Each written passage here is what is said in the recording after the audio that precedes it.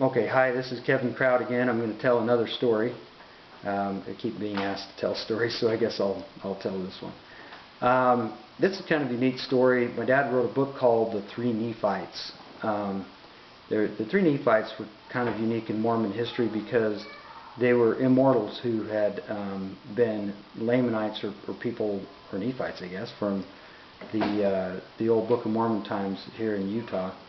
And at one time, my father told me that he was reading that in about 1860s to 1880s, there wasn't one Mormon family that didn't have an appearance by one of the three Nephites. Almost everybody could sit down and say, our family had a visitation, or one had come and helped, or one had told us information or helped us with what needed to be told. And so it was pretty popular back in that time. About the time my dad had finished the book, The Three Nephites, my brother was getting ready to go on his mission, and he had an encounter which he claimed to have with that as well. He never really went into detail about it until I had an encounter. And my encounter was that I was in Alpine, Utah, and kind of about where the roundabout is, there's an actual gas station there that has a kind of a burger joint next to it.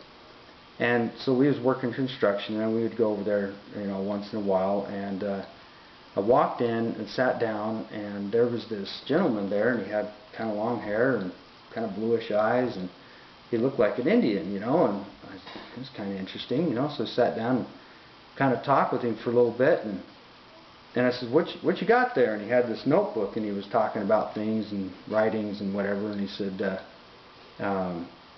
"Yeah, I'm compiling or working on information for the future or something," and he wouldn't let me look at the book.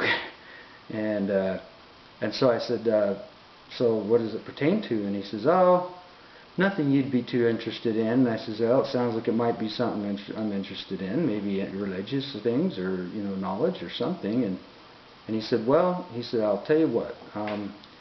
It has a little bit to do with Joseph Smith, but he wasn't such a great character," and he kind of smiling when he said it, and he kind of doing all this stuff about my religion, and I could tell he was kind of joking, or maybe seeing what I would do or say, and I didn't really say anything. I just kind of said, "Well, whatever," and so anyway, we sat down and visited for a few minutes, and then my name got called, and then I turned to look, and then I turned back right away, and he was gone.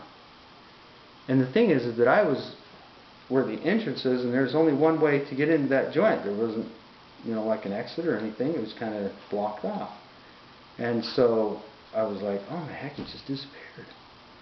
And I thought, I wonder if this was one of the three Nephites or something. And so I went home, and I started praying again about it, because I was praying to find out some information about Adam and the Adam God doctrine and that kind of thing. And I thought, man, if this is one of the three Nephites, I wish I would have been able to ask him.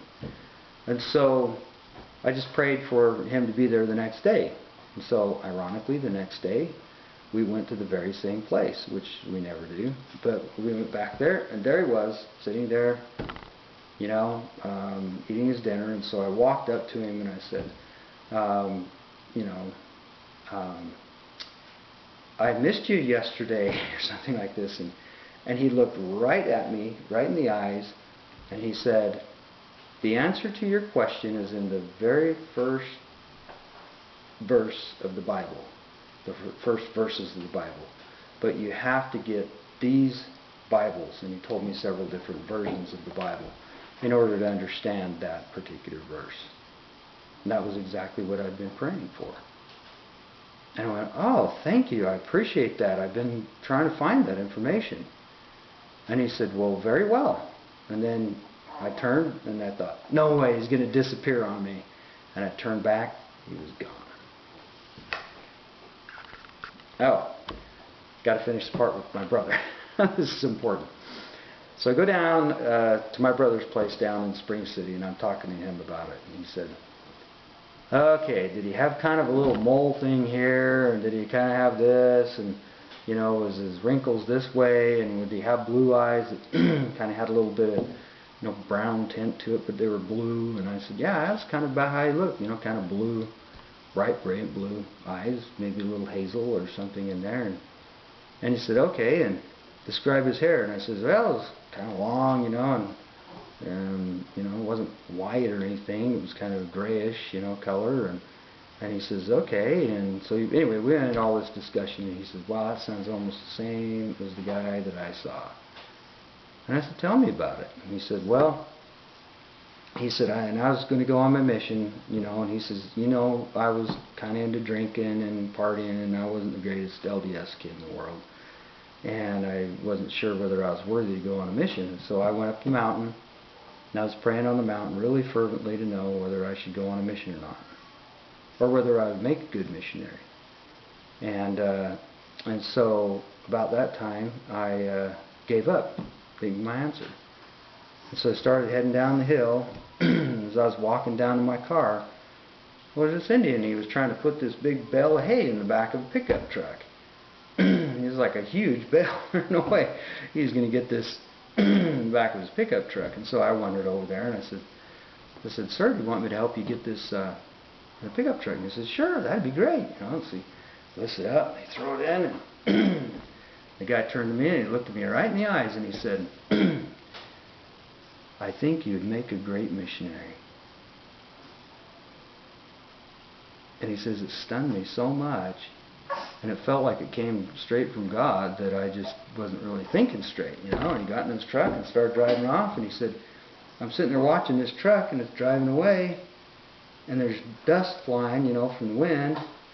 Then all of a sudden there's no dust, and there's no pickup truck. And he says, I think that's the same guy been watching out for our family. And I says, it very well could be. So I think they're still around. I think the Three Nephites are still around. Anyway, so there's the story.